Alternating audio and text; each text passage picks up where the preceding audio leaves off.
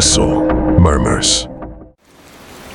Lately, I've been trying to send you stories every day, but I feel like a large number of people who have signed up almost never come back to listen to the stories. I don't know where that is. Make you unhappy. I hope to receive comments and suggestions from you.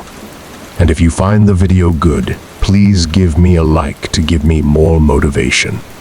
For those who have not yet subscribed, don't forget to click the subscribe button and press notification bell to wait for the next story. Now let's get into the story. Story 1. I'm currently in a predicament, and quite frankly, I don't know what to do. I'll start from the beginning. 5 years ago, my next-door neighbor Charlie, or Charles as we call him, informed us of his 14-year-old son's disappearance. He reported it to the police. It was on the news. It was everywhere. Me and my wife felt absolutely awful and always offered to help them out in any way we could. As the years passed, with no word of their son, we assumed they eventually came to terms with it and realized the worst had probably happened. Me and my wife never had the nerve to ask if the body ever turned up. Occasionally, Charles and his wife would invite me and my wife over for a barbecue during the warmer months. We noticed neither of the two were ever the same since their son had gone missing.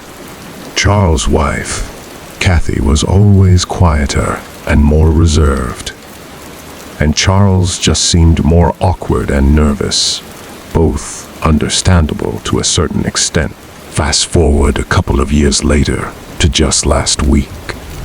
Charles came over to me when I was taking out the garbage and asked to borrow a shovel. Without hesitation, I ran to get him my best shovel, not asking why he needed it. He thanked me and said he just had to do some work in his backyard, and he'd get it back to me by tomorrow. He then disappeared into his backyard. I went inside, and when I was by one of my upstairs windows that has a clear view into Charlie's backyard, I could see he was digging out a really big hole in the ground. He seemed to be struggling a bit. He's 56 after all. I figured I'd go grab my second shovel and help him out. As I entered his backyard and called his name, he looked up from what he was doing, dropped my shovel, and hurried over to me, saying, No, it's okay, Tim. I got it. Please, just leave, I said. What's wrong with you? It's not a big deal, mainly because of his bizarre reaction. He told me I will not allow you to use that shovel in my backyard, and then pointed to the gate as if I were a dog. I was so taken aback by how he was acting that I just left without saying another word. I went upstairs to spy on him through the window. He was digging the hole for at least another half hour. When it finally looked like he was done, he started looking around, like up high at neighboring houses, as if to check and make sure nobody was watching. And then, before I could think to hide, he spotted me at my window. All I could do at that point was casually walk away. He's up to something, and I wanted to find out what. I continued to look at his backyard every so often, but he wasn't digging anymore. I figured he knew I was watching now and would wait until it was dark out. And I was exactly right. At 1:30 in the morning, I heard the sound of a shovel hitting the dirt outside. It was too dark to see anything from my window now, so I snuck outside quietly and looked over the fence in the backyard. I could see him digging loud and clear now. When he went inside his house, I took that opportunity to sneak into his backyard and take a look at what was in the hole he was digging. The moonlight alone revealed a small piece of a black garbage bag protruding from the dirt at the bottom of the hole. I looked at his back door and back at the hole. I did this 3 more times, deciding whether or not to see what was in the bag. In the end, I decided to run back to my backyard and it was a good thing I did because he came back outside seconds later. But he wasn't digging. In fact, he disappeared to the other side of his house and didn't come back. I went back into my house and quietly got back into bed, trying not to wake up my wife. The next day, the first thing I did was look out my window to see that the hole in the ground was completely patched up in Charles' backyard. I also noticed that his SUV was parked in the street now, instead of his driveway. I don't know what happened throughout the rest of that night, but I'm disturbed to think that what was at the bottom of that hole might have been his son's body. For all I know, he dug up that hole to remove whatever he had previously buried down there and drive it somewhere else to dump it. This is all speculation. Call me crazy if you want. I haven't told anyone, not even my wife. And quite frankly, I don't know what to do. Charles never gave me back my shovel. I'm not going to ask him for it. In fact, he's been avoiding me ever since. And something disturbing happened yesterday. I, by coincidence, happened to look out my window across to Charlie's house and caught him standing at one of his windows, looking into mine. When he saw me, he shut his blinds. And that was in the middle of the day. I have no idea what to do, but I'm honestly terrified. Story 2. I've lived in 3 houses in my life. 2 with my family and my current house by myself. We lived in the first house for the first 15 years of my life, and the second house the next 7 before I moved out to my current home. This experience happened in my first home when I was 15, within the last few months of my family living in that house. I don't remember my family ever being really friendly with the neighbors. In fact, there were 2 kids living next door with their dad that me and my brother had only talked to maybe once or twice our entire lives, as bizarre as that is. Though we did know both of their names, Eric and Todd. One day, me and my brother, who is 5 years younger than me, were outside playing basketball in the driveway. That was when one of the 2 boys next door, Todd, came outside and walked over to us, initiating a conversation. I don't remember what we said to each other, quote for quote, but I remember the first thing that he asked us was if it was true that we were moving. As the older brother, I did most, if not all, of the talking. Todd was probably the same age as me. I never actually asked. By the end of the conversation, he invited me to come with he and his brother to shoot BB guns by the river in the woods down the road the next day. I agreed since it was the weekend, and I didn't have anything going on anyway. My little brother asked if he could come at the last second, not under the assumption that he was automatically invited as well. Todd said yeah, and then walked away. Late the next day, around an hour before dusk, Eric and Todd rang the doorbell. We were quick to answer the door because our parents didn't know that we were going out to shoot BB guns. Walking down the sidewalks with Todd and Eric decked out in camo gear and carrying a duffel bag of BB guns was really strange. The level of seriousness these 2 clearly had in this was really weird to me and my brother, and we kept meeting eyes, holding in our laughter a couple of times because of it. We got to the woods, having spoken very few words. I could already tell these 2 were kids of few words. Maybe why we hadn't met them officially until that point. Todd dropped the duffel bag onto the ground and unzipped it, while Eric aggressively snapped a branch off a tree and threw it into the river. Me and my brother looked at each other again, this time not finding it as funny. Todd pulled out a couple of guns and handed them to me and my brother. And that's when Todd dropped a bomb and told us they were real guns. Eric grabbed a loaded gun from the bag and began firing at trees across the river. When I realized he wasn't joking about the guns being real, I was in a mix of anger and confusion.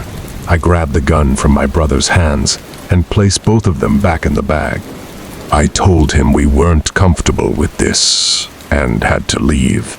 Eric stopped firing, and they both looked at us with expressions that seemed half angry.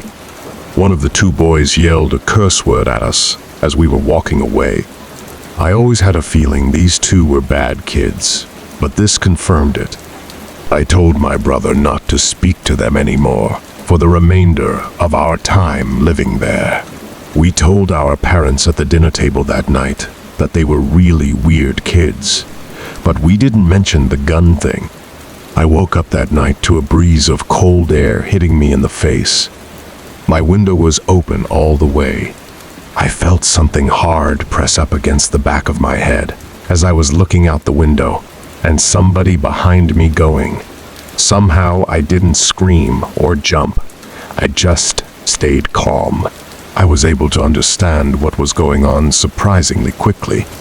I heard Todd's voice in a whisper behind my head. He told me if I ever told anybody, especially his dad, about the guns or the visit, he would come back and kill me and my entire family. I replied in a quiet, shaky voice, "Okay." He pushed my head with his gun before leaving through my window. Every night thereafter, for months, I would catch either Todd or Eric at a certain window of their house, looking into either my or my brother's room. Their behavior became more and more strange as we got closer to the date of our move. Just a week before we moved, a rock was thrown at my window one night at like 1 a.m. I opened my window and saw Todd aiming a pistol up at the window, and feeling like I was about to die, I dove for the ground, only to hear the two boys crack up in laughter. I heard one of them refer to me as a fucking retard. There were 2 other instances that week, where the two would harass either me or my brother. And ultimately, I couldn't think of a more perfect time for us to have moved and gotten out of there. After all these years, neither me nor my brother told anybody about the boys or their threats. All I know is those 2 boys were trouble, and it was a good thing we got out of there when we did. Story 3. At the time I'm writing this happened 2 weeks ago. I've always hated just about all of my neighbors. I'm fresh out of college, and I'm living on my own, but that comes at a price. I'm living in a really shitty area, the only place I could afford a house. So I'm not bound to have the ideal neighbors. The neighbors on one side always have their music blasting, while the neighbors on the other side are the creepiest people I've ever met in my life. It's 2 people living next door. One woman in her 60s who's not friendly at all, and honestly doesn't seem all there, and a slightly younger woman who has some kind of severe mental disabilities. I have no idea what the relationship is between the 2. I would commonly be sitting on my front porch when I'd look over next door and see the older woman holding the younger woman back as she'd be having some kind of freak-out episode. She'd have her arms crossed and she'd quickly rock back and forth while screaming and making noises. Sometimes, she'd even look over and point at me and mumble stuff to the other woman. It's quite disturbing, actually.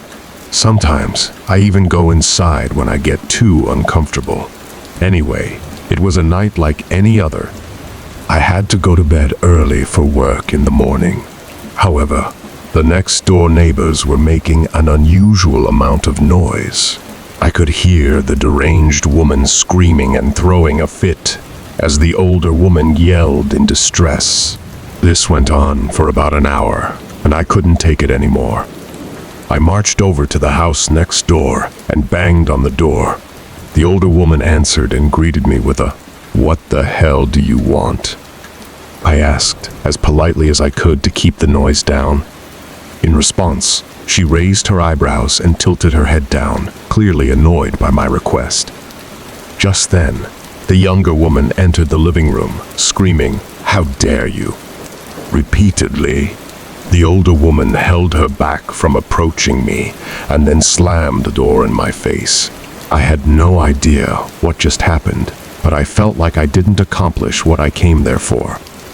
I walked back to my bed in defeat. However, I realized they had finally gone silent next door. I was able to get some sleep at last. Well, I woke up feeling like the night went way too fast. I looked at my clock and saw that it was only 3 in the morning. My head fell back into the pillow in relief, but pretty soon I thought I could hear something come from downstairs. I got out of my bed and went over to my door, just to make sure I wasn't hearing things. When I didn't hear any other sounds, I went back to bed. I woke up once again to a dark room. Only 20 minutes had passed since I'd fallen back asleep. I didn't know what could have woken me up though. And then I panicked and tried to find my phone on my bedside desk as a source of light. But when I found it, I didn't dare turn the light on.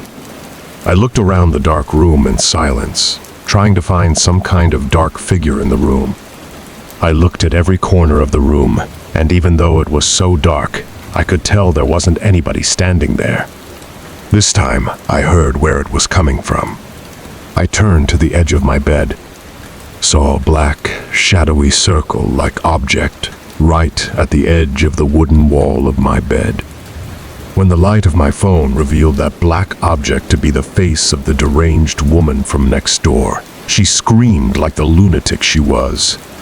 She screamed as if she were a vampire in the light. I screamed as well.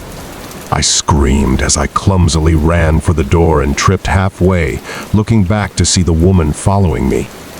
I slammed the bedroom door behind me and ran all the way downstairs, where I locked the door leading to the upstairs.